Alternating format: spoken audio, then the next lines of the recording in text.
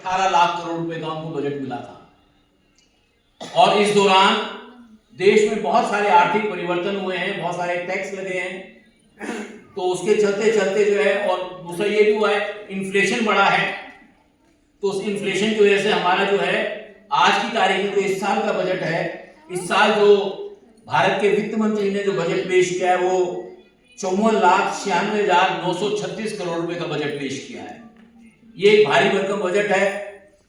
ये भारी भरकम बजट को हम इस दृष्टि से देखना चाहते हैं, इस भारी भरकम बजट में देश के अलग अलग तबकों को क्या उनके लिए कार्यक्रम बनाए गए हैं, क्या उनके उत्थान की रणनीतियां सरकार ने पेश की, उस पर हम चर्चा करना चाहते हैं।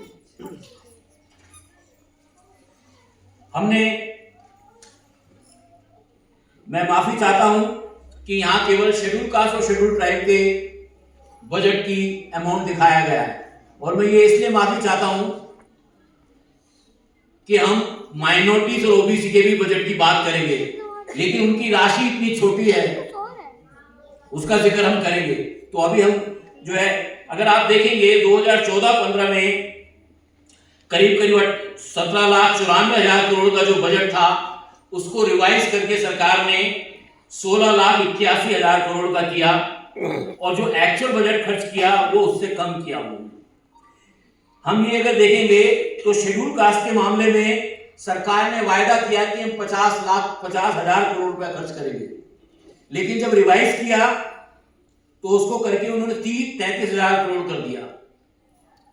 लेकिन जब असल में खर्चा सामने आया तो पता लगा सरकार ने ना 50,000 करोड़ खर्चे, ना 33,000 करोड़ खर्चे, केवल उन्होंने 30,000 करोड़ रुपया खर्च किया। ऐसा ही आदिवासियों के मामले में उन्होंने 32,000 करोड़ रुपए का प्रॉमिस किया था, 20,000 रिवाइज किया, और खर्च उन्होंने 19,000 करोड़ किया।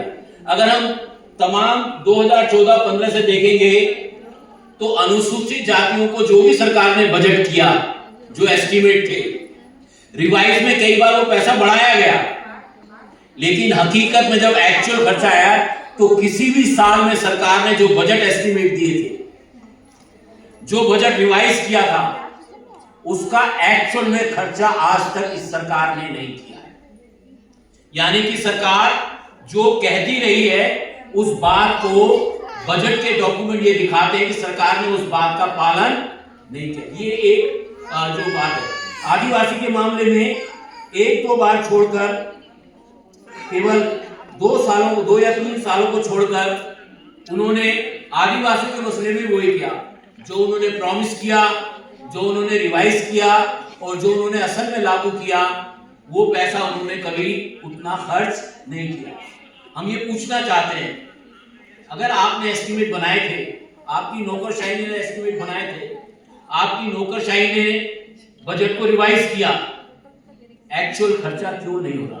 क्या सरकार ने इस काम के लिए सरकारी अधिकारियों में किसी को जवाबदेह ठहराया? क्या किसी व्यक्ति के जवाबदेही तय की गई कि ये बजट खर्च क्यों नहीं हुआ? पार्लियामेंट ने बजट अप्रूव किया, और हमें समझना है बजट के मामले में पार्लियामेंट ही सर्वोच्च संस्था है, सर्वोच्च इंस्टीट्यूशन है। अगर पार्लियामेंट ने बजट अप्रूव किया तो उस बजट को उसके हिसाब से लागू क्यों नहीं किया गया?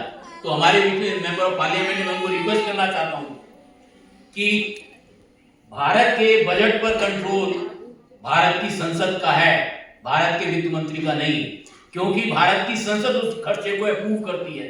तो मेंबर ऑफ पार्लियामेंट को जरूर पूछना चाहिए कि ऐसा क्यों होता है।